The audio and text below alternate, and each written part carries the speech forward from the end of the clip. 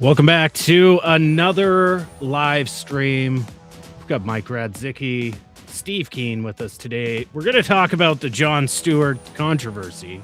He's pissed off a lot of economists. I'm not too sure why, to be honest. He does parody and he does comedy. If you make fun of a weatherman, the weatherman would laugh and say, yeah, I'm going to try to make my models a bit better. Make fun of an economist, he will not laugh and call you an idiot pleb. As you saw in my thumbnail, we're going to dig into it. We're going to look into some clips. We're going to decide, are economists justified in this position of hate? Or are they really sensitive? Find out. Stay tuned.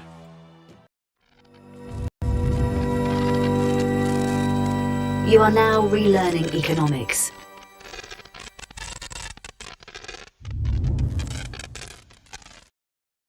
If you're just tuning in for the first time, make sure you hit the like button first and foremost, subscribe, and hit the notification bell so you see my videos come up on your feed to annoy you on your phone, and we can be together forever. Also, leave some comments in the chat if you got questions. Put a Q in front of it, put question in front of it. We'll try to get to them towards the end of the show. So if you're wondering, hey, I haven't done any questions yet, you just got to kind of hang in there till the end, and we'll try to address them. So Jon Stewart in a little bit of hot water. Economists are saying cancel him.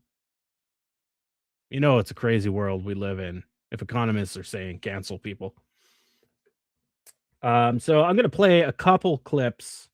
So let's start it over two kind of podcasts. So Jon Stewart has he still has his new daily show, which is pure parody and comedy, but addressing the topic of social issues. And then he has a podcast, and it's a little more serious, but he still mixes in his comedic takes. That's what he is. He's a comedian that addresses social issues. We've seen it before, and there's other folks out there that do that.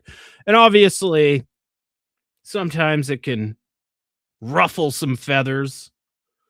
And I just want to dig into it. I'm on Twitter. I'm on X, whatever the hell you want to call it. And I tried to stay out of this one. And there was this kind of there should be a study on herd mentality. Ironically, economists should study themselves and figure out what this herd mentality is that they have when things are objectionable to them, when it pertains to their field of academic study. I'll play this first clip here and then I'll bring on Mike. He's going to give some more background to all this, and we're going to try to be reasonable people. Okay, I'm never reasonable, but Steve and Mike are reasonable. So I'll play this clip on. I'll play the clip, and I'll bring Mike on. We'll add some context to this, and we'll kind of drive the conversation forward. But this is where it all started. No, I'm saying government always picks winners and losers and then pretends like that's something that they can't do. Like Donald Trump's a great example. He's like, government can't pick winners and losers. Oh, NVIDIA, I'll let you sell chips to China if you give me, or Intel. How about this? I'll take 10% of your company. Like, I guess what I'm saying is, aren't we all operating under a fiction? And if we were more honest about the way economies worked, we could be more honest about the way we solve some of these larger scale problems.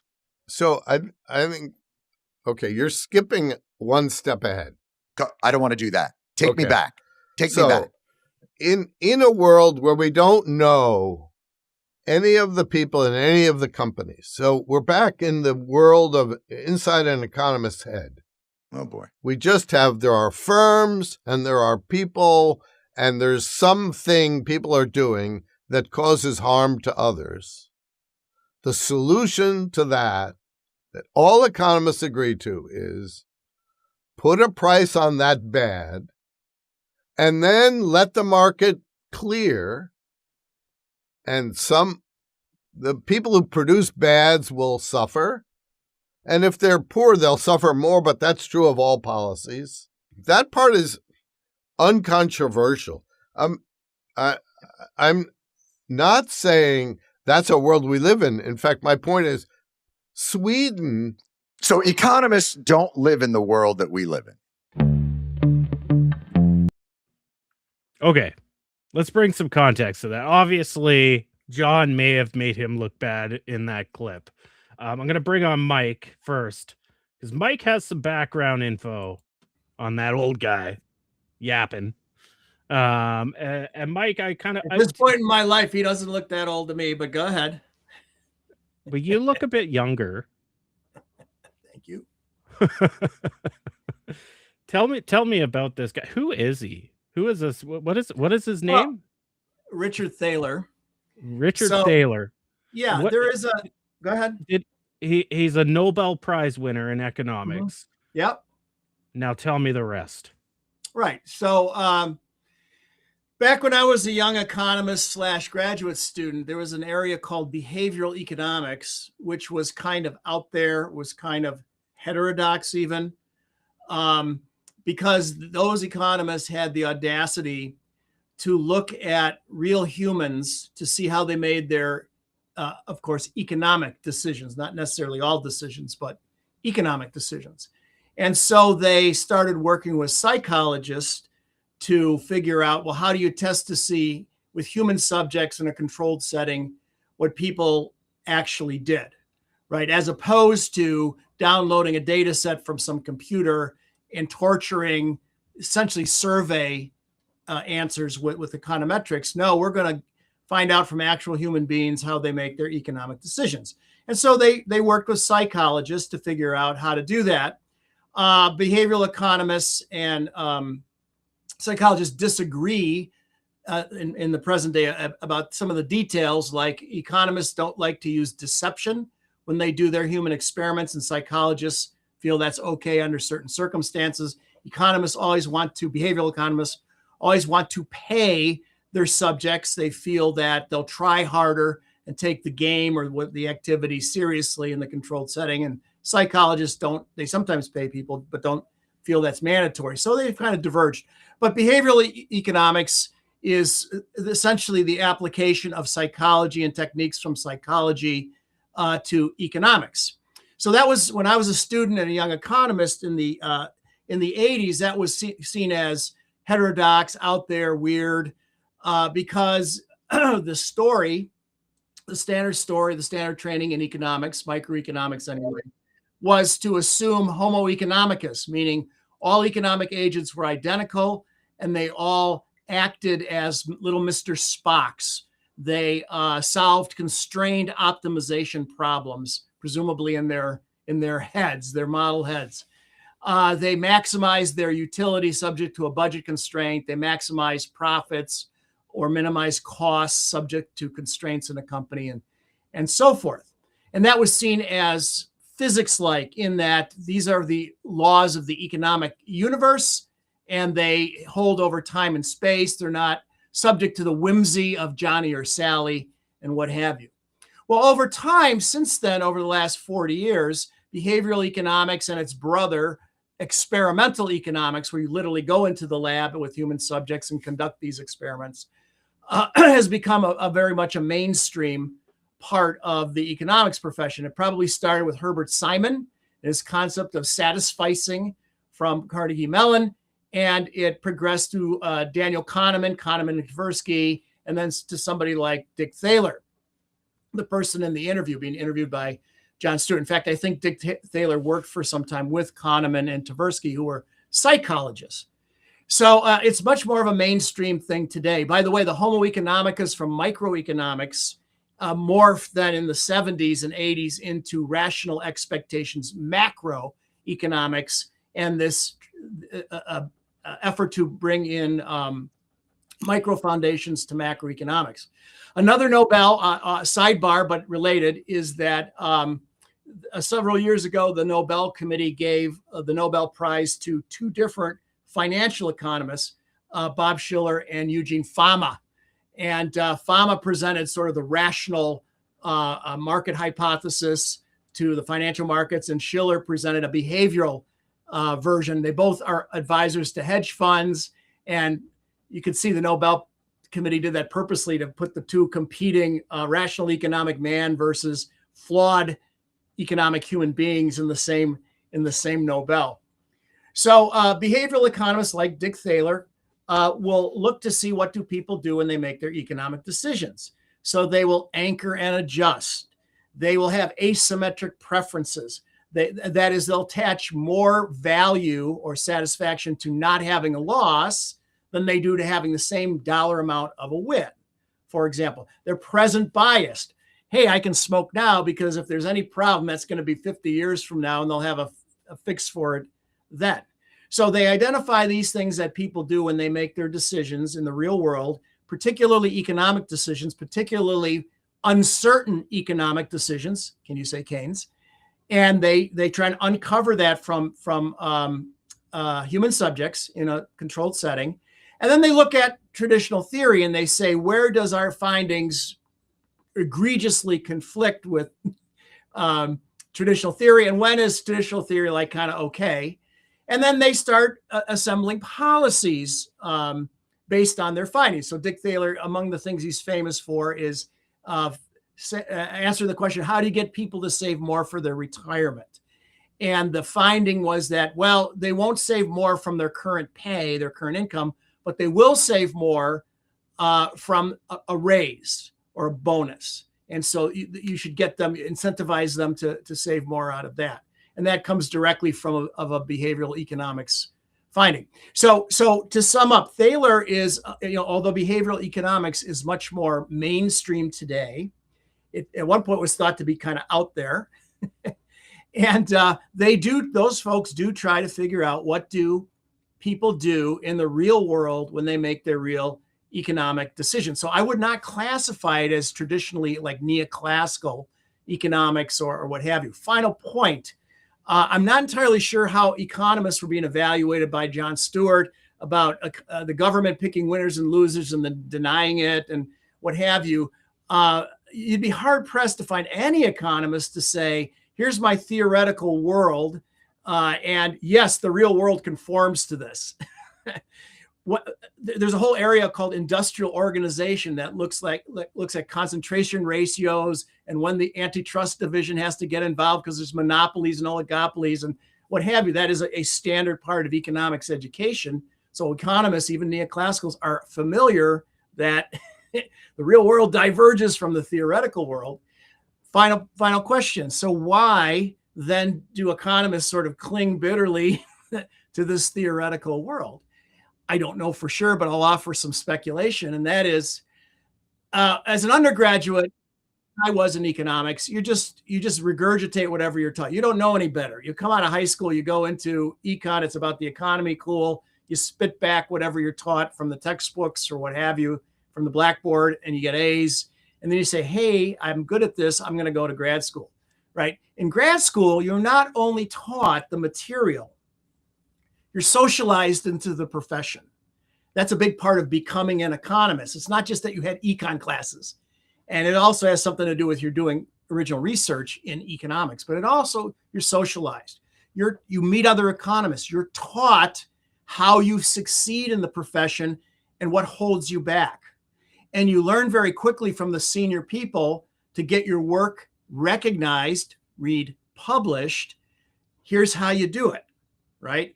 And that's controlled by the senior people who made their bones with, in some sense, the old paradigm, right?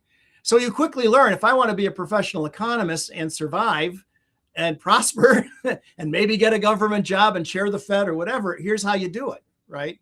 And not doing that, even if you say this is wrong, we're not, that you're going to get smeared, right? So they quickly learn, and a lot of economists, I'm going to imagine, are not even taught the other stuff, so they don't even know any better, right?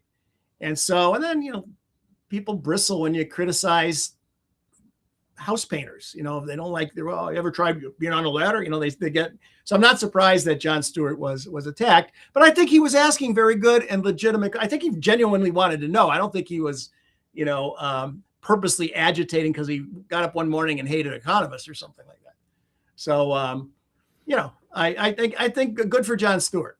But Dick Taylor, I think he's not the first person I would pick if you wanted a villain from the neoclassical world.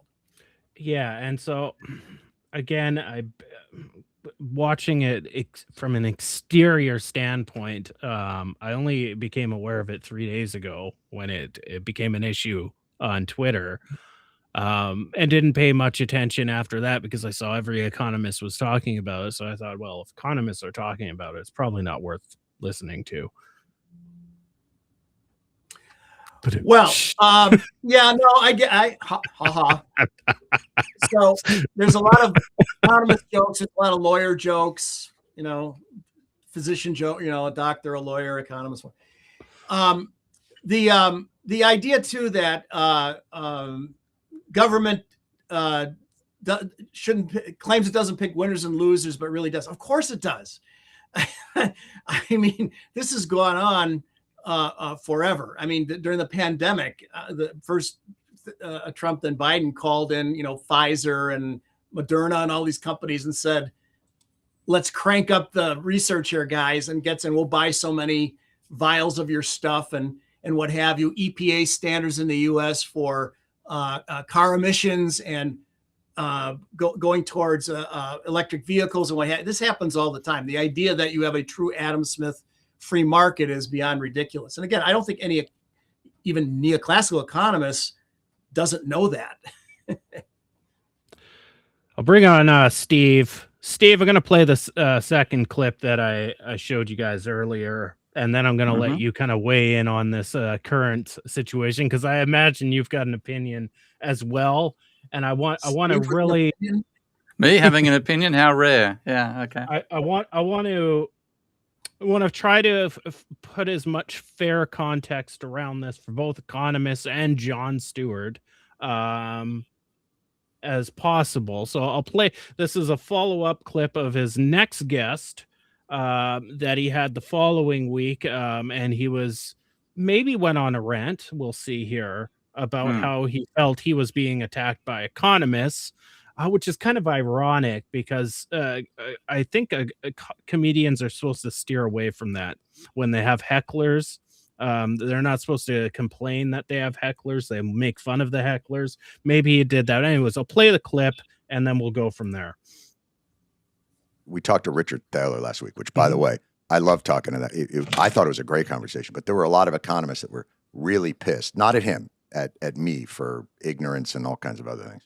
But one of the things they were pissed about is you don't understand the difference between economics and policy, but don't they want it both ways? Because they don't just study it in an ivory tower and put it in a terrarium. They're in the room when these policies are made. They are incredibly influential in designing the parameters of our economy. And yet, if you criticize that, it stirs up, they're, if I may say, very mean. They're very mean people. Yes, so I completely agree with that. I think in debating circles we refer to that as a Mott and Bailey, which is are you familiar with the Mott and Bailey? I am not familiar with the Mott and Bailey. Oh, let me tell you about the Mott and Bailey. I would like the Mott and Bailey. The Mott and Bailey is the configuration of a medieval village that had, I might get them backwards, but I believe the Mott was the small fortress on top of the hill. And then the Bailey was the sort of open village area that everybody preferred to live in. Okay. And so you lived out in the Bailey, and then if, the barbarians were attacking, you could retreat into the Mott. Solid move. Well designed. There you go. And so the Mott and Bailey form of argument is you sort of spread out and make these very expansive claims and sort of have a great time. And then when you actually get attacked, you retreat to this much narrower thing that you can defend. And then when you're in your Mott, you yell insults at That's anybody who dares. Like the Monty Python.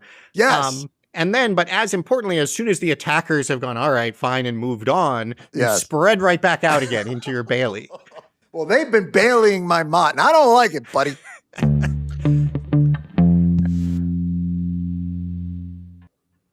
I love that because I haven't actually heard that before, but that's precisely what I've always argued neoclassical economists do. And that's what they're doing right now. And I would love to help John Stewart savage these twits because before the global financial crisis, they were everywhere telling us how the economy operates and how it'd be much better if they could run it and so on and so forth. And then the global financial crisis hit, which none of them saw coming. The only possible exception would be I'm suddenly forgetting names of all things, but the guy gave us irrational exuberance. Oh, Mike Alan Greenspan. Alan Greenspan? No, not Greenspan. No, the Schiller, economist. Bob Schiller. Bob Schiller. Schiller. Schiller's the only one who actually saw the crisis coming. That's why he talked about irrational exuberance. So anyway, what you had was before the crisis, they were saying. They didn't even say there wasn't going to be a crisis. It wasn't even occur on their radar that there could be one.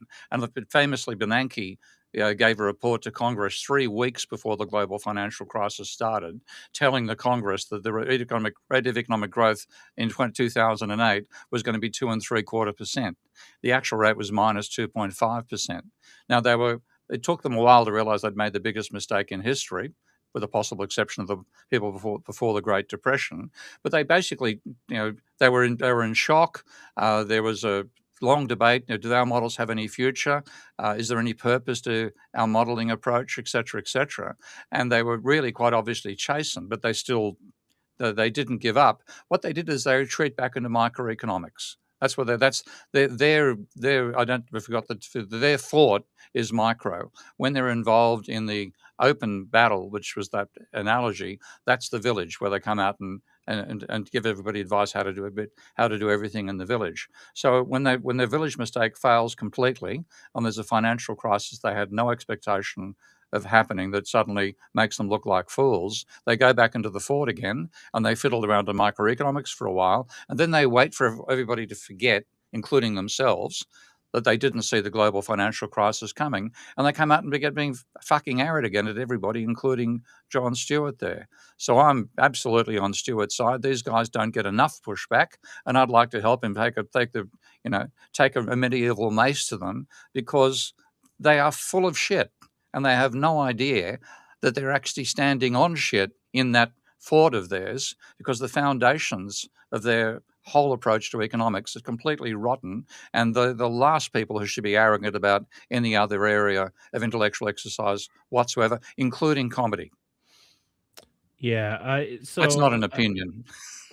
The way I look at it is they're kind of guilty. A lot of them in the same respect when it comes to climate science, when they That's absolutely dreadful. That's themselves. criminal seriousness. What they've Right? done there, yeah, it's appalling. Yeah. So one thing, let me jump in on one thing though that Dick Thaler did say. So in response, and it wasn't entirely clear, might have to listen to the clip again or something, but Dick Thaler said, well, you're kind of skipping a step, and he made the point that when there's in the head of an economist, there's firms, there's people or households, and when the people, he said, are doing something bad, economists like to put a price on it and then create a market to solve the problem. And I think that is absolutely true, that economists do that. And I don't see per se that that's a bad idea. Now we can get into the design of the market. How should it be configured? What are the rules and what have you? But your alternative is to let a government official allocate the resources, basically balance supply and demand. And what you've seen throughout history is you get delivery delay. So, hey, the government official decided there'll be 1 million loaves of bread, but there's 1.5 million people who need bread. So what happens? There's a queue, there's a line, right? If government takes over something like healthcare, what have you, it's free to everybody. Well, yeah, except that now you're going to clear the market with delivery delay, right? If you have more people. Come on, Mike. Sorry, Mike. I'm going to interrupt you. Let me finish my point. But the rich guys won't. None of the rich guys will just go to the clinic on the weekends, and they'll go abroad for medical tourism. So the rich guys will get their hip replacement right away anyway. The market supply and demand have to clear somehow, right? And it's either going to be through price or some other mechanism, right? And so Thaler's general point that economists think about creating a market when there's a policy that needs to be created, something that needs to be addressed, I think that's accurate. And I don't say in and of itself that is bad. I do say the design of the market, the rules of the game and something are up for grabs. Okay, Steve. Okay, let's first start. One of the examples that John Stewart used, and it wasn't just in this interview, it was a guy called Jason Furman as well. I think it's worth looking at the Jason Furman interview as well. But at one point John Stewart made was it's ridiculous to believe you can have a market for healthcare, because he said you've got two choices. You can get the healthcare at the price that's charged, or you can die. Which would you prefer? Well, the thing is, you pay the fucking price that's being demanded by the doctor. You really have no bargaining power in the situation of health unless you can afford to buy the hospital, which, of course, is what Richard, the Rupert Murdochs of the world can do that. The rest of us can't. So if you can't afford healthcare, the only choice you have is to die. And in that situation, is it good to have dead workers, or would you prefer to have live ones on your production line? Public health enables the capitalist system to work better. So there are areas where you simply shouldn't let the price system dominate, because the bargaining, one of the myths of the price system is that everybody's got equal bargaining power. We're all equal before the market, like, supposed to be equal before the law.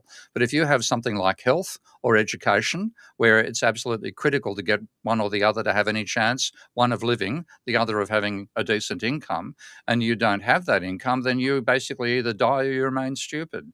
And that then that affects the rest of us. So you've got to be really careful about where you say the market mechanism is going to be effective, and also where you worry about the market mechanism clearing.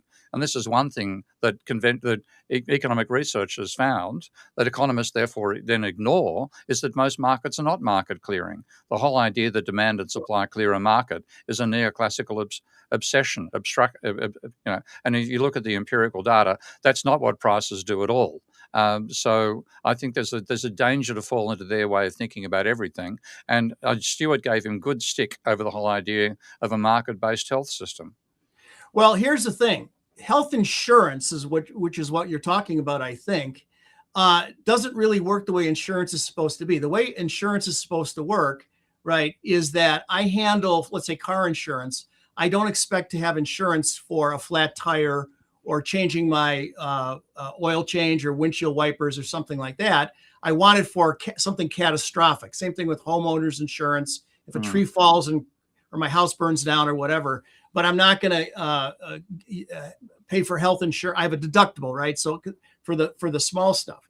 And so health insurance for the big things, you pay the price or die. Well, that's where your health insurance comes in. But the health insurance market is not in the United States anyway, is not a national market, and it's not allowing the insurance companies to set different types of products for different categories of consumers. A 26-year-old single male, perfectly healthy, doesn't want to, there's a lot of stuff the guy has to pay for today, with Obamacare or whatever, that the guy doesn't need, but is forced to pay for. So it's really not a system that at all mimics a market system. But again, the details are in the design. You could design a market system that's horrible. That's horrific. There's no doubt. But what happens when the doctor says, well, I recommend, you do X, but maybe not. Hey, my insurance is paying for it. Give me two, right? The customer doesn't see the price associated with or the cost associated with it. That's not tied to the decision. So, and healthcare is a very specific, it's not just healthcare, but it cries out for not only modeling, but behavioral economics, risk assessment, present bias, all the stuff that the Dick Thalers of the world are studying, I think. But there's also why do everything with the market? I mean, the whole phrase of national health is to say we're providing national health as a national service. We resource it effectively, which is what used to happen in the 50s and 60s. And you get it because everybody benefits from the health of an individual. So there are spillover benefits, no doubt. If you don't have typhoid and I don't either, Thai is going Yeah. to benefit because we're not going to give it. So there's Yeah. then when that's where the And market, the market fails. doesn't handle that sort of stuff, and the That's whole right. idea that you could design price mechanisms to do it is just a fallacy. So, Yeah. I mean, If I may, real quick, yeah, the economics profession absolutely says you need subsidies and taxes, government intervention when the market fails. That's like Econ 101, right? yeah. So, But again, when the market fails, again, sees the market as the the core regulatory allocation system in society. And there are some times when you don't want stuff to be market or price based. You want it to be there. And this is one of the reasons that China is, trashing the floor with America right now. So much of what you need at the national level is provided at the national level, and then you do the competition on the surface the national generates. So you've got much better power systems than China, than you have in America, better health, better education. And guess which capitalist nation is beating the other capitalist nation? It's the one that isn't using price mechanisms for everything. So I'd love to see Stuart. I'd like to give him some talking points to take other economists on with. So, yeah, I mean, I'm not saying that, it should be a Wild West free-for-all system. I'm simply saying that Thaler's point about establishing a market, maybe it's for carbon credits, is way, he said, is how economists think. And I think that's absolutely true.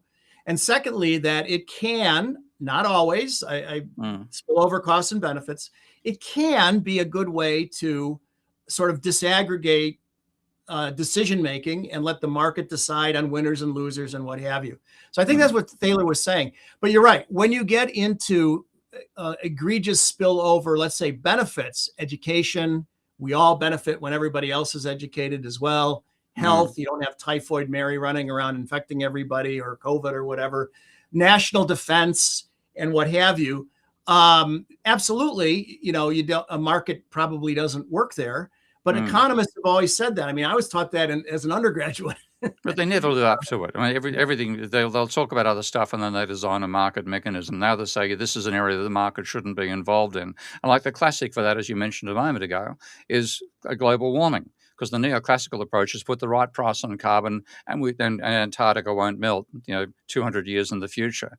And in fact, they've completely distorted what should be the precautionary principle. So I think the market works fairly well when you're talking about individual consumption and items which are just specific to the buyer. If you're talking about the globe, the sustainability of life on the globe, I don't want to leave that to the efforts of the market system. And that's what neoclassicals have instead said. So the whole idea that carbon pricing will solve global warming is an absolute catastrophe, because you shouldn't even let some of the things that can happen because of global warming even be feasible to talk about, let alone be feasible to have happen. And that's the situation we now find ourselves in.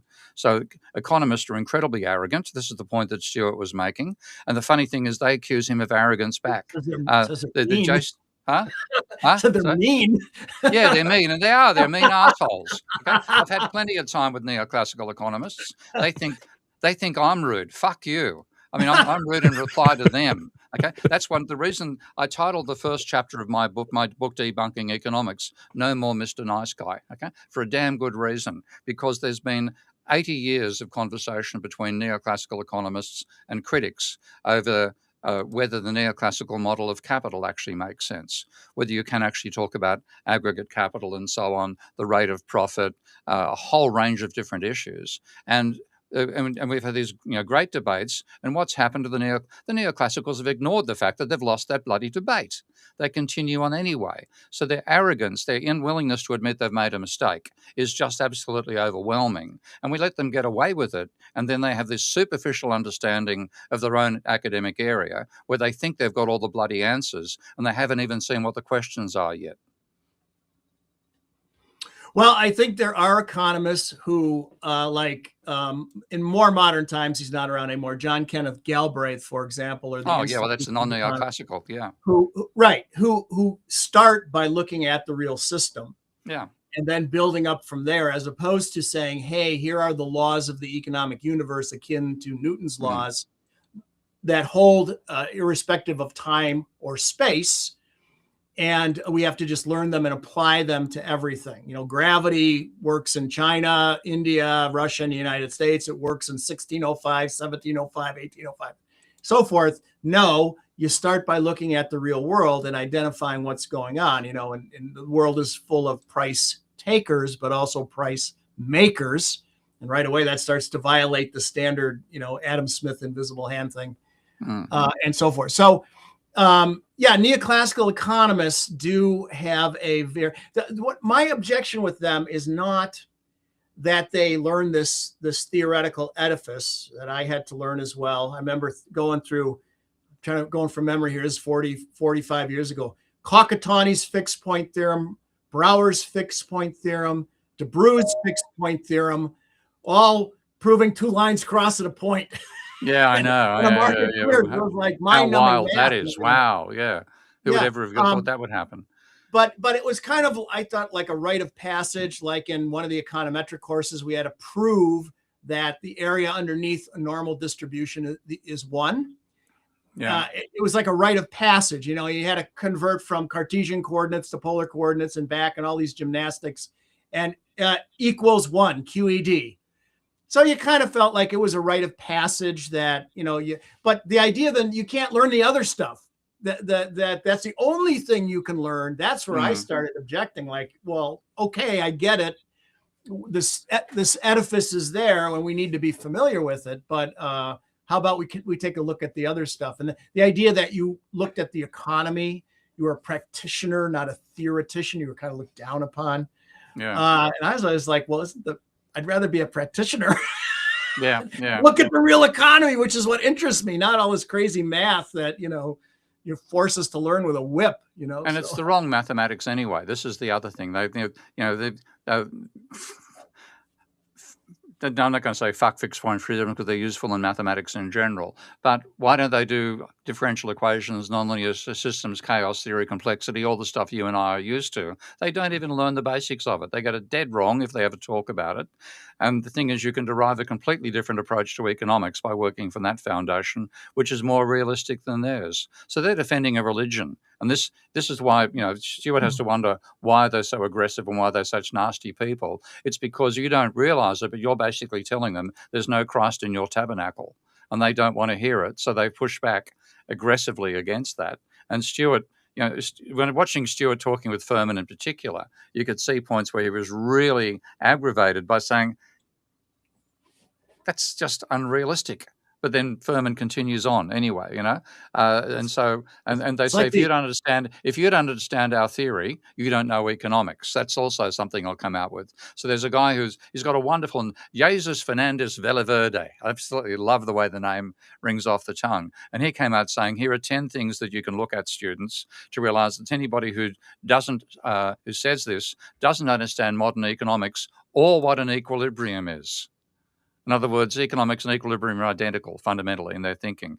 And you read the stuff he comes out with, he has no understanding that there are non-equilibrium systems. And in fact, the economy is fundamentally far from equilibrium, and you can't get them to even look at this sort of stuff. So the arrogance of economists, they're defending their religion. And that's why Stuart gets such a level of pushback. And he's got the bullshit detector to pick it up. It is a little bit like the Inquisition, where if you're a heretic, if you disagree, and you and I have been through that. Burned at the stake, tortured. Yeah, I mean, the arrogance of economists. He's really right. It isn't just arrogant against having their own theories criticized or challenged, but they're equally arrogant to go barging into other areas where they don't have the training, and they simply assume they can use their tools in that area, and they're justified in doing it. So that's what's done in climate change. Can you say Gary Becker? Yeah, well, he's one of many. But like Nordhaus streaming into climate change work after the limits to growth, for example, he then builds his model DICE, Dynamic Integrated Climate and Economy, and he has a mini model, and give him some credit for trying to build a compact model of the climate. But he, a few simple equations in something done in GAMS, and that's his weather component. Now, they talk about comparative advantage and specialization all the time. Are they the specialists? Are they the experts in climate? No fucking way. So what they should be doing is using the global circulation models that climate scientists use and then plugging it into their economic analysis. Instead, they make up their own bloody models, and those models, their integrated assessment models, the climate components of that, that's the main thing that they use to argue against doing work on climate change. And now I saw, there was a paper 3 or 4 years ago where economists tried to assess the economic impact of tipping points, and a load of bullshit over it. I wrote a critical letter to Nature about the paper even being published. But at one point they were defending using Richard Toll's model of the to predict what's going to happen if the Atlantic meridional overturning circulation collapses. And in that, at some point, they said there may be effects other than temperature, but no economic model has as yet included anything other than temperature in their models of the climate. After 30 fucking years, all they've got is temperature. They haven't got rainfall. They haven't got wind. They haven't got all the other factors that are part of climate in their so-called models of the climate inside their economic models. The arrogance to do that and not realize that they've really overstepped the mark and they're being amateurs playing in the field of professionals. And because people don't realize that economists don't use the output of climate scientists, what people think is economists have taken that output and put a numerical value upon it. In fact, they've created a completely different way of analysing the climate, which is bone ignorant about what the climate actually is. So their arrogance is both they repel anybody who criticises them, and they'll charge into other areas where genuine scientists have modesty. They won't say, a physicist won't say, I'm going to go in and tell chemists how to do their work because I'm aware there's some things that they know in chemistry that I don't know. Whereas economists are happy to barge into any bloody area and take it over because they think they know everything. Mike, what do you got to say about that? Well, yeah. On the dice thing, we should really get Tom Fitteman in here to visit with us. He spent his career with climate models, and he started by reproducing all of Nordhaus's models and system dynamics and showing how they were lacking, and then he would redo them the way a good system dynamicist would. And he did that. Then he said, not just taking Nordhaus's model, dice model, reproducing SD and tweaking it as it is. I'm going to do it from scratch the right way. And that's one of the bases for the C-roads and N-roads models for climate interaction. Yeah. Mind you, I still wonder about this. I've got a feeling the parameters are set by what the neoclassicals have written, because I've played with En-roads and you still get fairly neoclassical in terms of the scale of damage as predicted by En-roads. Whereas I talk to climate scientists and, they reckon the game's over at 4 degrees. You can still get a positive economy at 4 degrees out of En-roads. So I needed to take a better look at En-roads, but I was skeptical of the results I saw. They have a models they have a whole PDF of the model on the website that you can okay, I better take a look. Yeah, but like the point that Stuart is making is the arrogance of economists, and they're calling him arrogant. Talk about pot calling the kettle black, because the arrogance of economists is off the scale, and I think that's I think the thing I love about John Stewart in general, he's got a great bullshit detector. You can tell when he's being bullshitted. And that's the response that he feels he's being bullshitted by economists. The fact that that's even turning up in his facial expressions is what the economists are annoyed about. So one thing I wonder about a John Stewart or a politician, or for that matter, many economists, and this might sound bizarre, but if you let me permit me to give you my thoughts, is do they even know what they're supposed to do? Do civilians, not economists, know what economists are supposed to do? And do economists even know what they're supposed to do? Yeah. And so is it like predicting the future? And we've already talked about, I think last week, we talked about forecasting and, how do you do it well and how far out in the future can you go and what have you.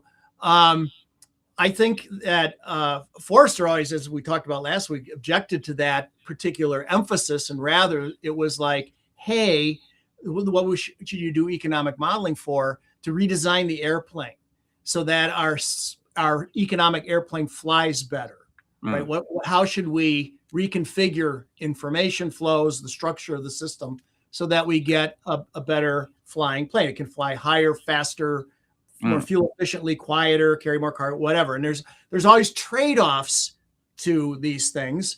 So you get into defining a scoring metric. When we build our games in my research group, I always have the students make a scoring metric, a multi-attribute scoring metric, because more of this often means less of that, or more of this in the short run means less of that in the long run, kind of thing.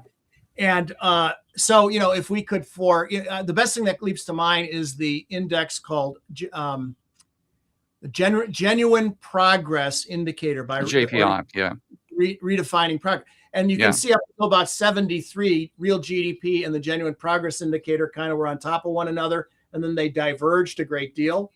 And the Genuine Progress Indicator has GDP in it, but it has a bunch of other stuff like crime rate and, what have you. It's a multi-attribute scoring metric for what we regard as the stuff that defines good or bad for the socioeconomic system. So you need, in my view, you need a scoring metric like that. And if it's going down and that's bad, and you want it going up, how do we redo the system, restructure the system so that it's going up, and not just it's fragile going up in the slightest little blip and it crashes, but it's robust and going up. So that's what Forrester would always tell us. That's how you should be using modeling, not to forecast the future. That in some sense gets us into policy, right? Redesigning the system gets us into policy, the rules of the game and what have you. And I'm not entirely sure that even all economists kind of have that viewpoint. They might not even know what to, if you press them, they might be against the wall going, homina, homina, homina. They like, I don't know. I just passed my qualifying exam. I'm not sure what the hell I'm supposed to do.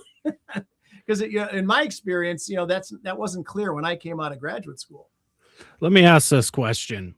Let's get kind of to the heart of this. We've seen parody and political parody in newspapers in the 1800s, the funny columns, and they would draw so and so funny, and the parody and political commentary has been around forever. But it seems that it can be somewhat divisive in this day and age. And was Jon Stewart's comments helpful in general or divisive in general? And if either or, what should we do about it as a society? I'm going to dive in first and say I think it's incredibly useful, because what I'm seeing in Twitter, and it's just been in the last couple of months that it's become obvious, neoclassical economists are coming out saying, we've got the answer to everything, our theory is perfect, you guys don't know what you're talking about, et cetera, et cetera. And you've got to use our modeling techniques. So you've got people like Roger Farmer telling post-Keynesian economists to use dynamic stochastic general equilibrium models. And I think, well, they worked really well for you before the global financial crisis, didn't they? I didn't use them, and therefore I saw the crisis coming. You used it, and you didn't even know there was going to be a crisis. It's the arrogance they've got. And top marks to Stewart for kicking them in the balls. I just wish you'd use both feet rather than only one. Mike? Jay Forrester would pull me aside all the time when I was a younger economist doing system dynamics at a pretty high level in his group there. Yeah. And he'd say, what are you trying to do here? And I'd say, get tenure, make an impact on the profession. And he'd say, well, why are you writing for your fellow economists? Yeah. They don't care about the economy. They care about writing papers for economics journals so they can talk to one another in their little cocoon. He said, you should be writing for the business community, the educated citizenry, and the politicians. And he said, Jay said, in my Jay's experience, they will listen to you, and they're not wedded to a particular paradigm. They're not trying to get tenure in an econ department. And he said, so in some sense, you should just simply bypass them. I think that Stewart is great. Because I don't know why he's being, I didn't see this clip, or I didn't realize the kerfuffle here, but I didn't see him as being disrespectful or, because he was kind of like, well, tell me then. I'm all ears, we made a few little things that were kind of funny. Yeah. but I thought it was great that he asked these questions. Good for him. And so the answer might simply be to avoid the economics profession, at least the orthodox part of the profession. I'm going to But play. you can't avoid them. The hold bastards on. shove themselves in your face all the time. Let's play the clip again because we have new viewers that have rolled in since I played it in the first minute. I'm going to play the first clip again, which is only a minute and a half, just so everybody kind of gets an idea of the context we're looking at here. No, I'm saying government always picks winners and losers and then pretends like that's something that they can't do.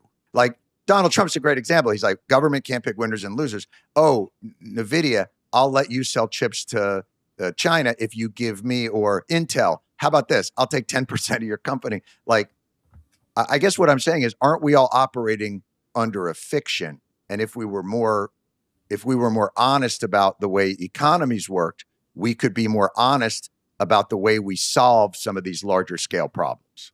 So I think, okay, you're skipping one step ahead. I don't want to do that. Take me back. Take me back. In a world where we don't know any of the people in any of the companies, so we're back in the world of inside an economist's head. Oh boy. We just have, there are firms and there are people and there's something people are doing that causes harm to others. The solution to that all economists agree to is put a price on that bad and then let the market clear, and the people who produce bads will suffer. And if they're poor, they'll suffer more, but that's true of all policies. That part is uncontroversial. I'm not saying that's a world we live in. In fact, my point is Sweden. So economists don't live in the world that we live in. Now, that's very true. So just watching that clip, and it's only a single clip of the show, all I see is Jon Stewart bringing on a famous economist and giving him a platform. You got to remember Jon Stewart's relatively famous in the left circles, so good on him for bringing on a Nobel Prize winner. And he makes a few parody-driven jokes about economists live in their own world, et cetera, et cetera. To me, I like economics. I'm not a trained economist. I don't find that all that offensive, and I don't really find any of this offensive. So I'm trying to figure out why I did this show. Is I'm trying to figure out what the deep-seated reaction is from all these economists I'm seeing on Twitter. Not all economists. In fact, I have seen next to zero heterodox economists even speak on this matter.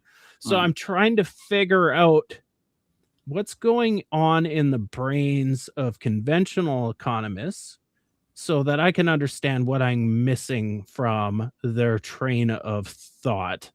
And maybe I'm not going to get that because this is simply Jon Stewart having a podcast that'll be meaningless in a couple weeks, and he makes a few jokes on it.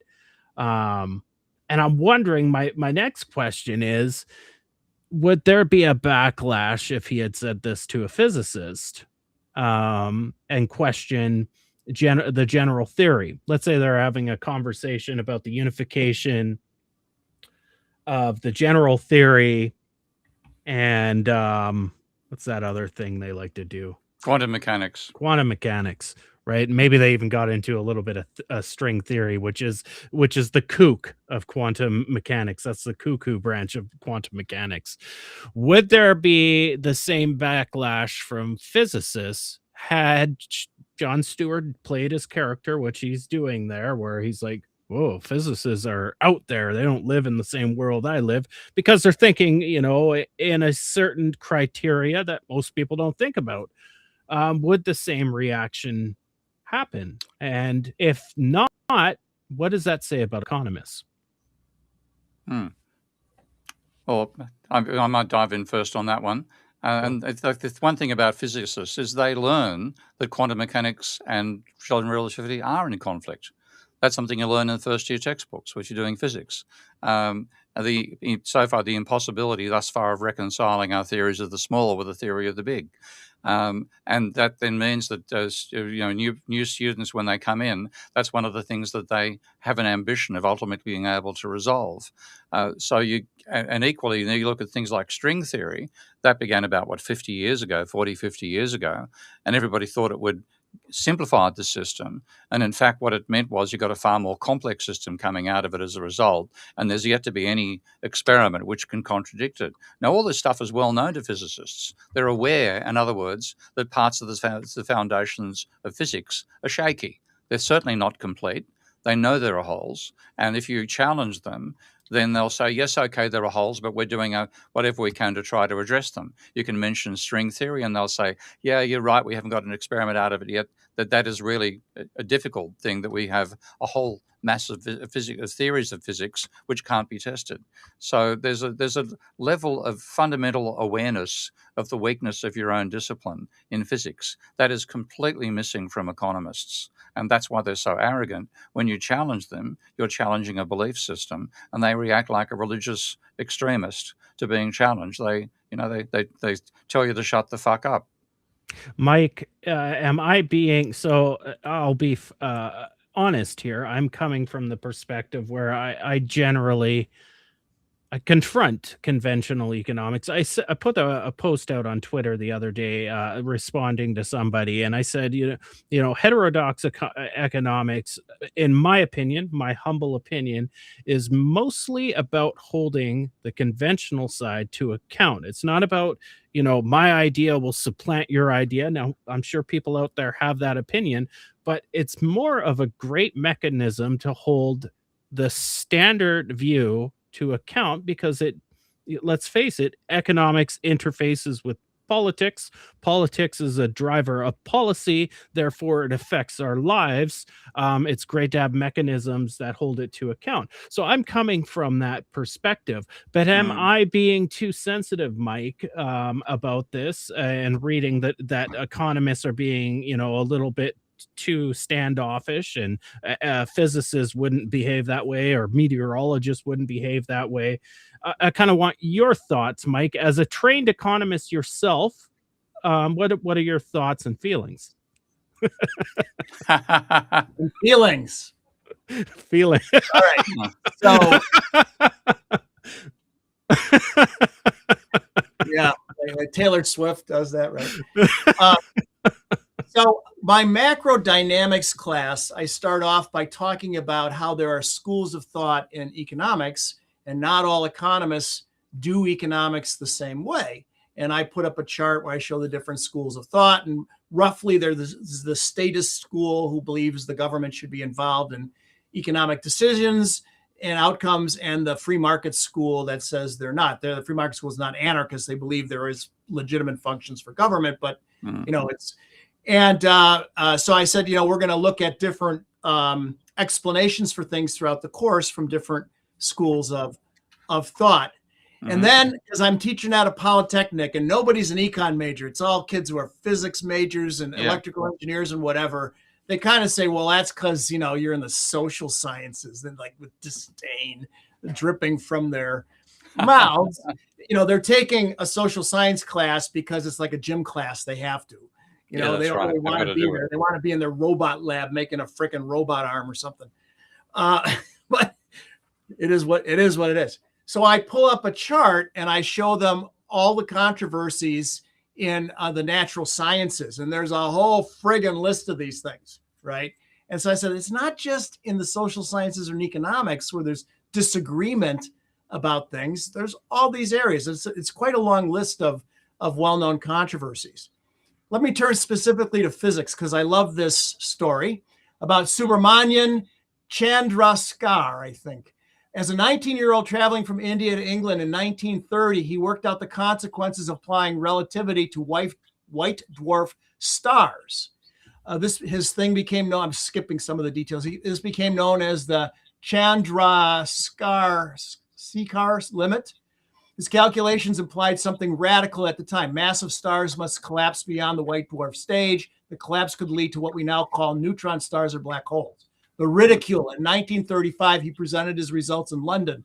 the most famous astronomer of the era, Arthur Eddington, publicly dismissed the idea. Eddington argued that that nature would not allow such absurd collapse and strongly criticized Chandrasekhar's him in front of the scientific community. I know I'm slaughtering his last name. Because Eddington was enormously influential, this effectively stalled this guy's career early in Britain. Many historians describe this as one of the most dramatic general clashes in 20th century physics. Decades later, his work was recognized as foundational, and in 1983, he won the Nobel Prize in Physics for his theoretical studies. So physicists can be just as snotty. But ultimately, they do work it out, and they get away from a failed paradigm. So, and this is my main critique about neoclassical economics. They will not let their paradigm be challenged, and they're defending a paradigm which has got holes you could drive the Queen Mary through, and yet they hang on to it and they defend everything. And most of them don't even know their own holes in their own theory. So at least with physicists, yes, physicists know that quantum mechanics and relativity can't be reconciled. We haven't yet got a mathematics that can do it. People in string theory know that they haven't done an experiment yet. They're aware of the fallacies and failings of their own discipline. Economists have no fucking idea of their own failings, and they're arrogant about anybody who challenges them without realizing you can challenge them by going back and look at their own bloody foundations. And to my, like Ty, you say the heterodox there is just to cast a critical eye over the mainstream. No, I want to get rid of them. I reckon the mainstream should have failed a century ago. If you look at the intellectual flaws that are built up in mainstream economics, it should have fallen apart. Maybe the 1920s is a bit early, but certainly by the 1950s, it should have been thrown out as a false paradigm. And they instead they're still building stuff which you can find. It's still continuity going right back to Marshall. And yet we've got plenty of stuff that undermine everything Marshall argued about markets, and yet they still hang on to this stuff, and they refuse to look at the flaws in their own theory. And so the arrogance comes out of the fact that if you challenge them, you're actually challenging everything they believe. If you attack them on banking, if you say banks matter, then you're actually getting rid of their argument that what they call about the money neutrality. Okay, so they can't, if they don't have money neutrality, then the monetary system affects aggregate demand and behavior, and they can't reach their, barter system equilibrium that they want to get into. So they attack anything that's outside the realm, and the only time they shut up and go back into their hole is when that analogy, the moat and the Bailey, they find that they're being attacked by the barbarians. In other words, the financial crisis occurred that they didn't see coming, back into the moat where they're working on micro, and give it 20 years and they come back out again and dominate as though nothing ever went wrong. And, I'm loving Stuart giving them a hard time here, and I'd like to give him some more ammunition to take these bastards on in future. So an old economist once told me, if you're too close to something, you don't see it. Like you can't smell your own BO. Yeah, when true. Somebody says you have BO, your shit doesn't smell like your shit doesn't smell as bad as it does to other people. Okay. Let's be more frank. Okay. let's raise and lower the levels simultaneously. There's sign language for this. This was Mike. This was Steve. Ramp it up, baby. Yeah. So there's what I'm hearing there, so I can frame it for the audience, is there are priors in both economics and physics. So, theories that you're let's say you have theories before observations. It happens in every field. And of course, Austrians are all about theory before observation. But physics has fundamental constants, priors that are it's hard to argue with the speed of light at this point. It's hard to argue with an object, terminal velocity with air resistance falling towards Earth. And the priors for conventional economics, so I'm talking what the dominant brand is today, like new Keynesian economics, is micro foundations. Yeah. And that is, I find, for me, in my experience, that is the big roadblock for me, pushing any new ideas about system dynamics or anything like that, is they're completely contrary and apart from optimized micro foundations.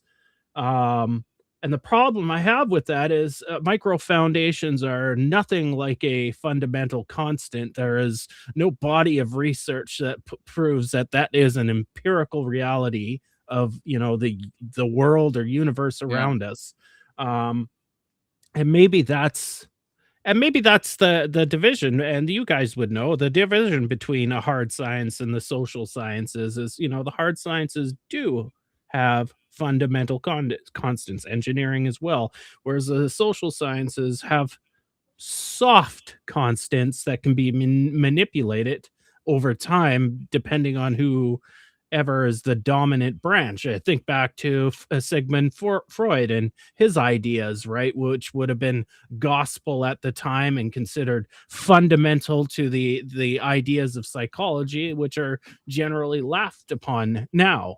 And so that's a tough noodle to crack. But if you have an intelligent thinker that's not within in economics, but looks at these somewhat soft fundamental constants and says, well, hold on, micro foundations, optimize micro foundations so markets always clear, and add some frictions to make it more realistic. This can't be it. And that still shatters, that would still affect the conventional economists like it would if I said to a physicist, the speed of light is not infinite, or you can go faster than the speed of light. If I just that would piss off a physicist. If I walked up to a physicist and said, I can make a rocket that goes faster than the speed of light, that would shake the world. So if I made a joke about that, I was Jon Stewart. I'm not funny, but you know what I'm saying. Potentially that's what happened in this situation, is there's a little bit of shaking of the foundations. The ivory tower shook and economists didn't like it. So Jay Forrester would always tell us that economics is thought to be a science, but it shouldn't be thought about that way. It should be thought of as a profession. It's not a science like physics and chemistry. In fact, Phil Murawski, for example, has written several books about, More Heat Than Light, about his physics envy and, economists trying to be the, the natural science of the social sciences, or whatever you want to say. Rather, medicine would be an example, law, professions like medicine, you use science, you use data and whatever, but you're not, a biologist, you're a physician. So one of the problems in system dynamics, since I've been in the field for 40 whatever years, 45 years or whatever it is, has been people want to know, well, if this thing is so good, where's your successes? Show us the wins on the scoreboard. And the answer always was, well, most system dynamics traditionally was a firm level modeling, a different kind of microeconomics, if you want to think about it that way. A company would be having a problem, and the SDers would go in and model the corporation and then offer some suggestions for redesigning the company to make it work better, whatever better meant. But the companies where SDers went in and did this found it so valuable, they had the modelers, friends of mine often, sign non-disclosure agreements. In fact, the joke was, when I first started in the field, you could say, hey, I'm doing consulting for Acme Company. I just can't tell you what I'm working on. And then it evolved into, I can't even tell you what company I'm working for. They don't even want that out there because they feel that the modeling gives them such a strategic advantage. So all the good stuff was always hidden. All the wins on the scoreboard couldn't be discussed or published or talked about. But I'll give you one example that illustrates when something did come out. And that was, there's an economist or SD economist named Nat Mass, who sadly passed away some years ago from cancer, but he was real good. And he made the first cut of Forrester's System Dynamics National Economic Model, and one of the first SD econ macro models ever. And excuse me, he didn't receive tenure at MIT, so he broke off, and first he ran his own consulting business, but then he worked for McKinsey, and he developed their business dynamics entity within McKinsey Consulting. Okay. And there's a well-known case study that did come out, and he had permission to share this, for the old Compaq computer.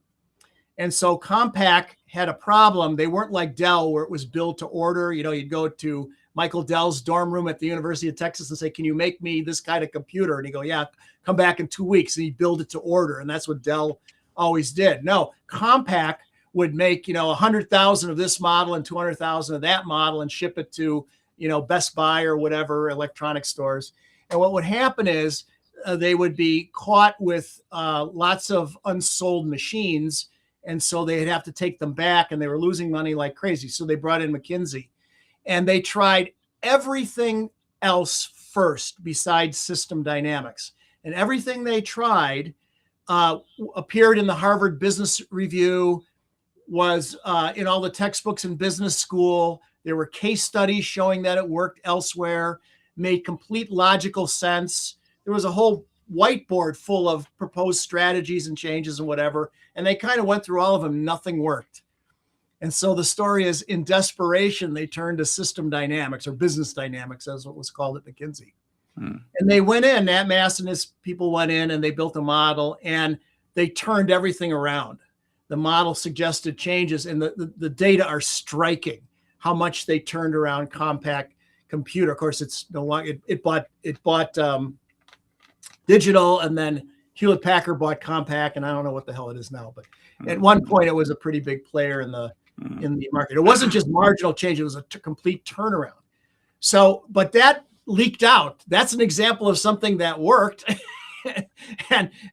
But we need a lot of those. That's what we've always said in the field. And there is some space on the System Dynamics Society website where they put up wins on the scoreboard.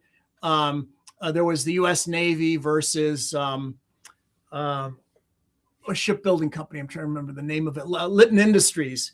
And it was who was responsible for cost and scheduling overruns. And a system dynamics model was used to resolve, the Navy was saying it was Litton, and Litton was saying it was the Navy.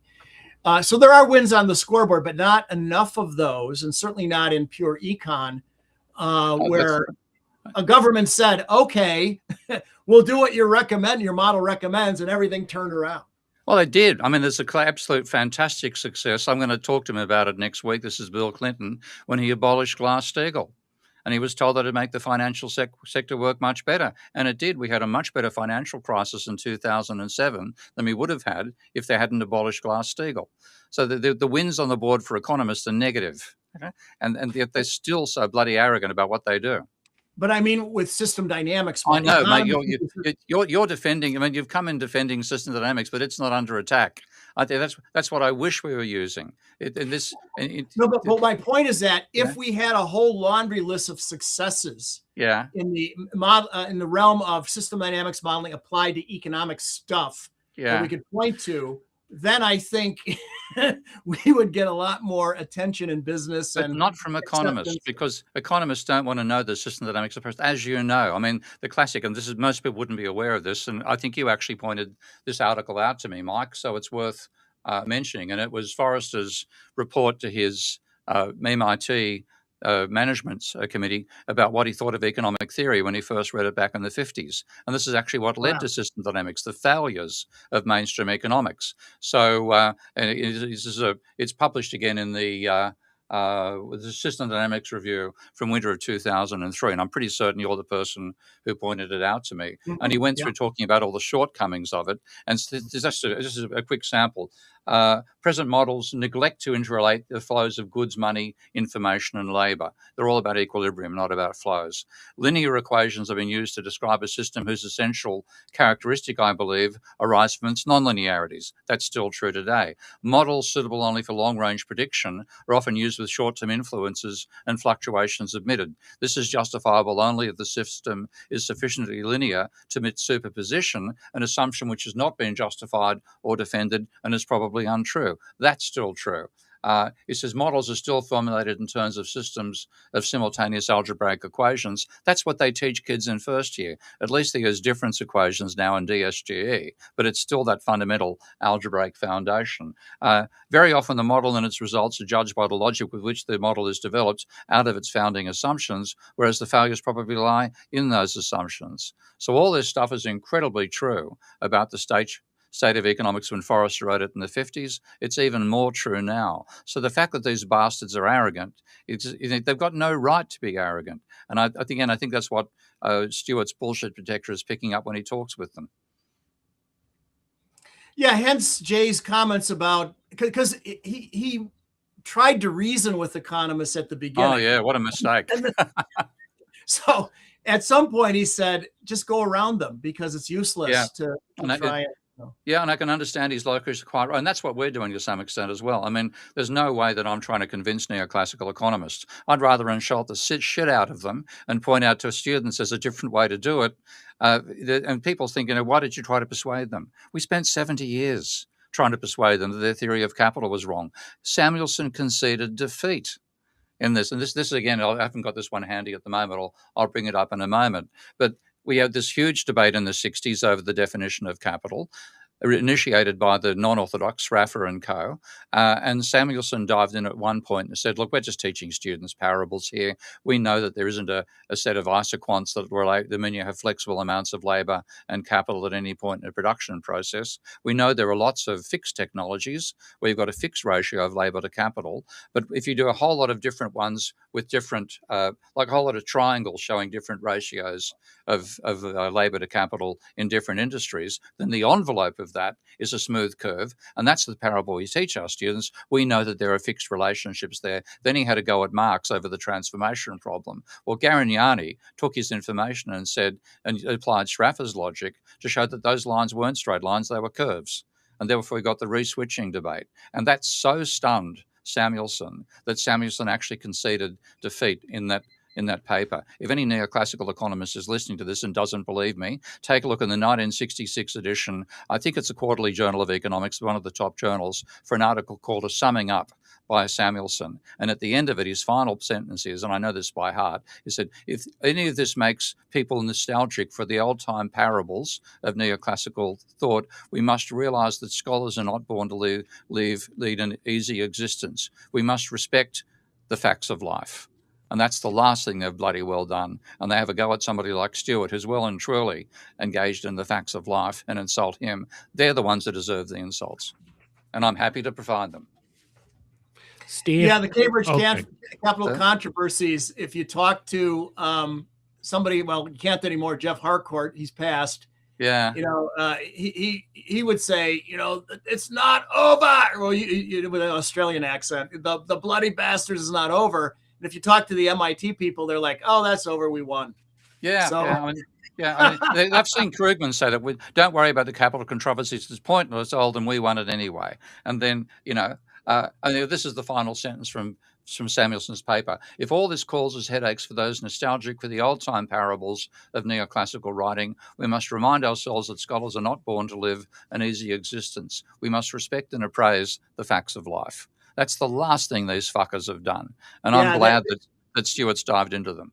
They really, the MIT guys really twisted themselves in the pretzels, adding epicycles to try and salvage the argument. But I think Cambridge, UK won that one. Yeah. One and truly. And that should have been a complete change. And that's 50 years ago now. 60 years we're coming up to. 60 years ago. 1966 to 2026. 60 years ago, Samuelson conceded defeat. That should have been the end of neoclassical economics. Instead, he and the rest of them continued on with the same bloody ideas, marginal this and marginal that, when it's actually been kicked in the balls over the definition of capital.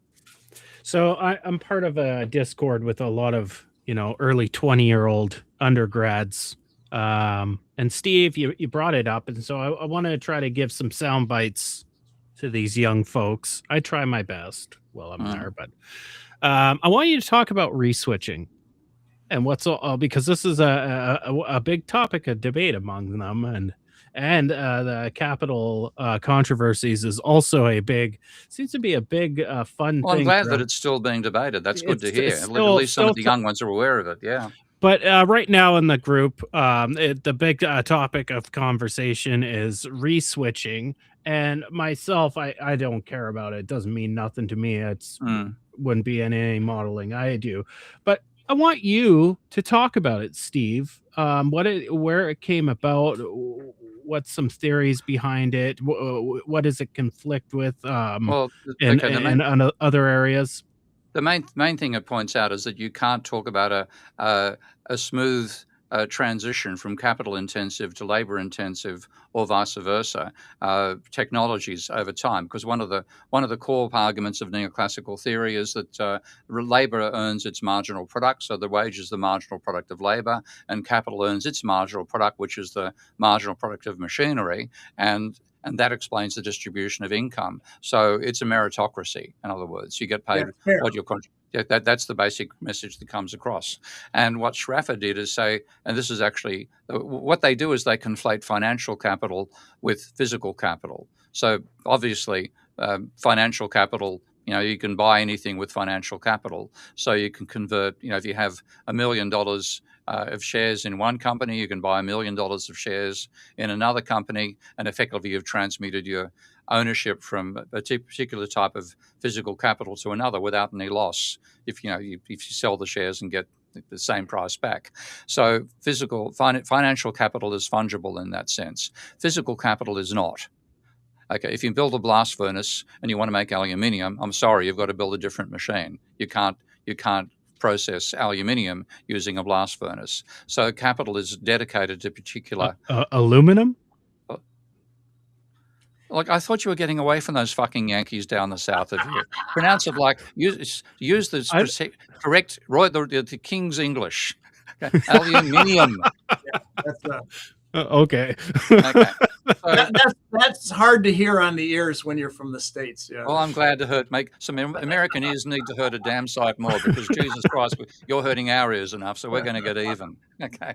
But the whole idea of the reswitching is that Samuelson's defense was to say that we draw isoquants to talk to students about the smooth transition, that you're going to use more capital intensive processes as the rate of interest falls. Okay, it's cheaper to have the capital, so you'll use more capital, and that's what they argue in terms when they talk about a production possibility frontier, and they talk about changing from labor intensive to capital intensive. If the prices change properly, you get a smooth curve. You can easily move around it. Now, what the whole idea that you're on a production possibility frontier in the first place is something that non-mainstream economics challenges. But this smooth transition means that you have to be able to have a definitive definition of capital, which is unaffected by the distribution of income.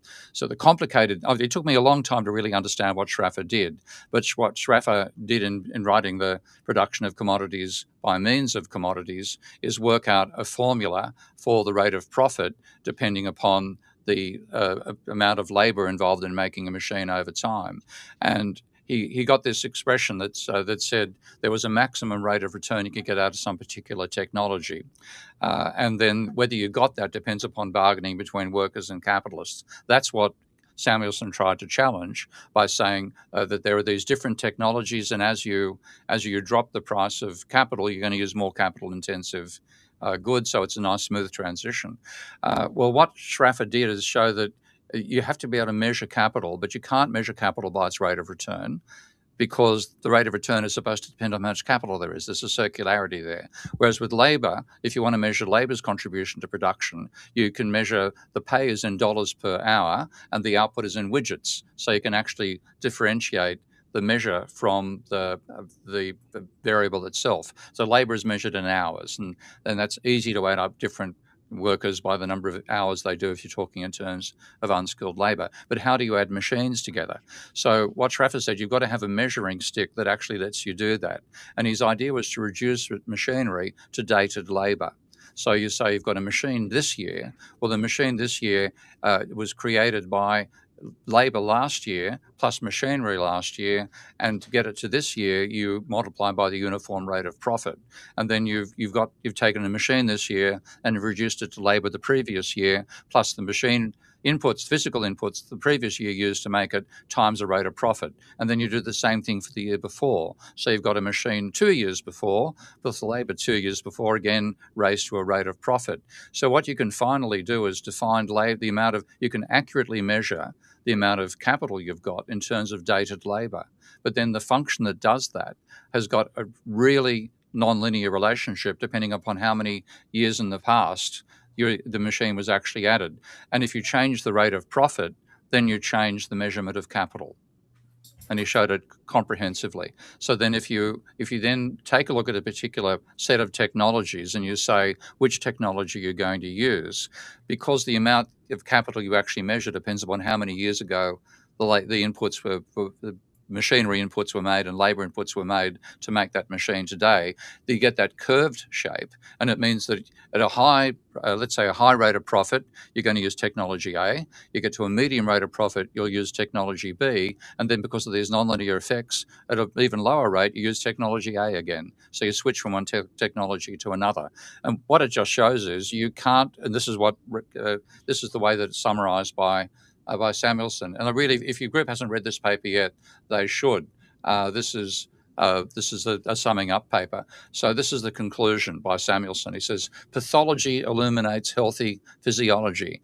Passanetti, Morishima, Bruner, Burmeister, Szynski, Garenieri, these are all non-orthodox economists, of course, merit our gratitude for demonstrating that re-switching is a logical possibility in any technology, indecomposable or decomposable. It's talking about whether you can divide it into labour and capital and bits or not. There often turns out to be no unambiguous way of characterising different processes as more capital-intensive, more mechanised, more roundabout, except in an ex-post tautological sense. So he's saying fundamentally, the way we measure capital can't be done.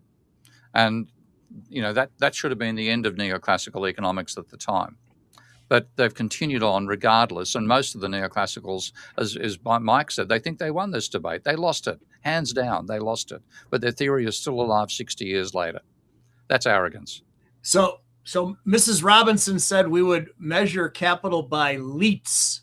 That was their units of measure that she suggested, which is steel spelled backwards. She was ridiculing the idea that you could add a hammer and a locomotive together. The funny thing is, I've since worked out why it makes sense to work in terms of aggregate capital, because when you look at how we build our production functions, we basically argue you can have output as a factor of combining labour and capital and technology to produce goods. That's the Cobb-Douglas production function. That's a load of shit too, by the way. You can pull the stats apart. They did the stats badly, and the actual numbers were totally different to what they use today for the exponents for labour and capital. But when you take account that what machinery and labour are really doing is using energy to turn things into useful things for humans, you do the substitution that the labour's input is actually the number of workers times the energy that workers consume per year times how much of that energy gets used for productive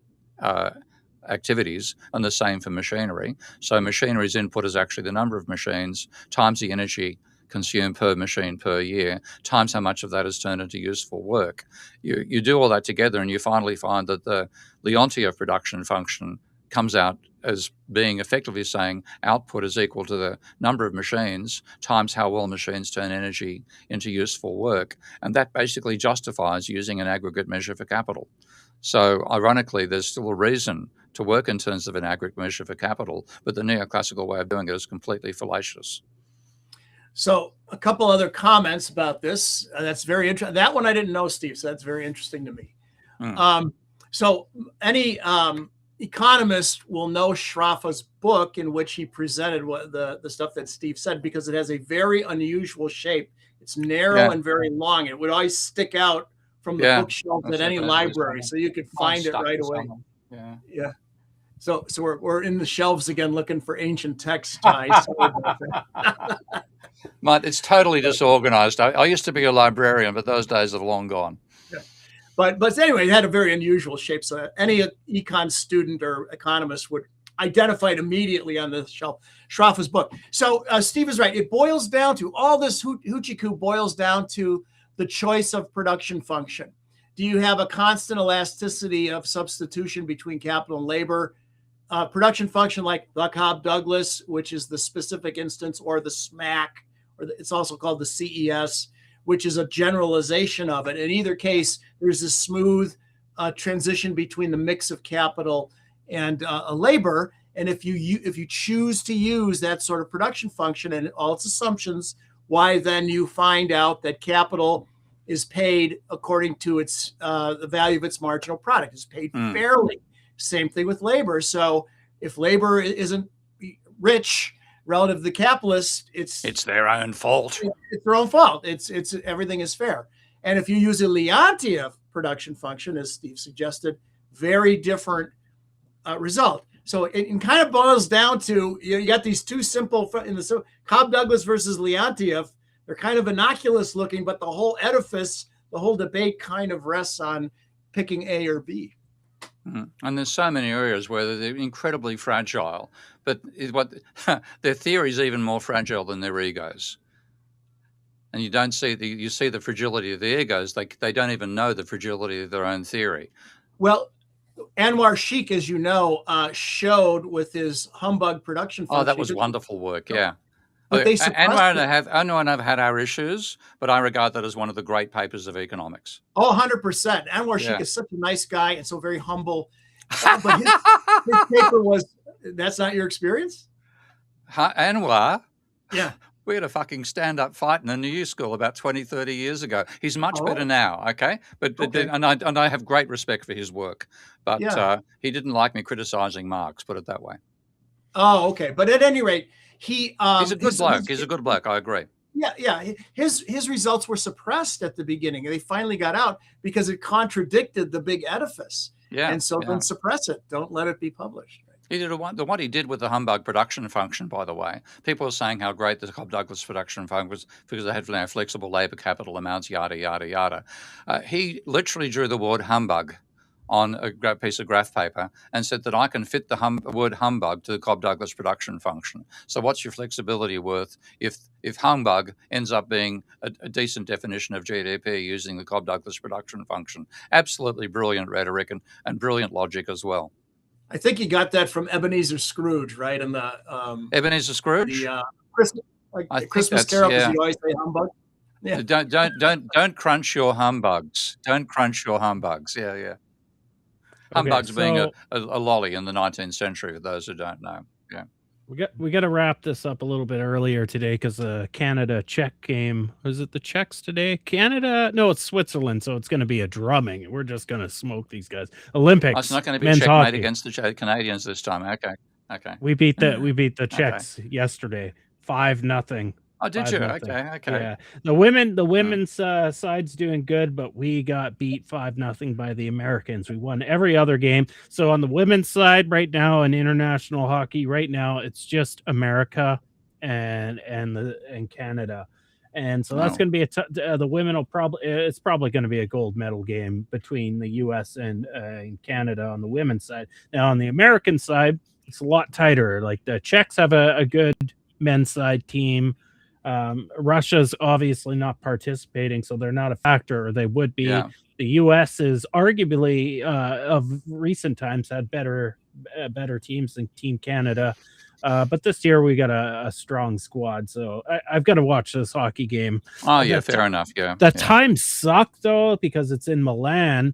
So some of these games are like 7:30 in the morning, and it's like I can watch a baseball game early at 9 o'clock. Because it feels normal on the weekend, but hockey early in the day just doesn't feel right to me. Oh, you're such a wimp. I mean, being an Australian, I've been watching tennis at 3 o'clock in the morning in Wimbledon and things like that for my whole life. So Maria was watching some skiing jumps. Anyways, it was between Canada and an Australian won the gold. I'm like, they don't even have fucking snow Is that there. the one where they go off the big? Yeah, All right. Crazy. well, I it's think not. we needed somebody to make up for the bloody abomination not- of it's not- breakdancing at the last it's not- Olympics. So I'm glad to hear it. We'll never forget that. It's not the long one. It's where they do a flip and kind of do a stylish. That's Oh, also. I that- know what you mean. That's also crazy. Yeah, I don't know how the hell There's they a couple do of that. us. There's a couple, particularly Australian women, have been actually outstanding in that sport. I don't know why it is the case. But sort of free form, skiing where you're doing leaps and jumps and it's almost gymnastics combined. I know how they're winning. Australians lead that area. They're Yeah. coming here to Whistler, BC, and they're learning how to ski. I think it's time we maybe get ice up here and start doing some deportations of Australians. Absolutely, They're taking away our Get- winter get, sports. Get Australians out of your ice, obviously. Yeah, get them off my snow. But anyways, I'm gonna go watch the game. So we're gonna cut Okay. this short today. I think the final conclusion here is Jon Stewart is a comedian that speaks on social aspects, and that's probably a good thing. We need that. We need comic relief, and I think it's good that economics and economists are always challenged on their view, considering some of them have a huge impact on policy. So that's where I stand with it, Mike. I think you're kind of generally in that boat. You like behavioral economics. We know that now.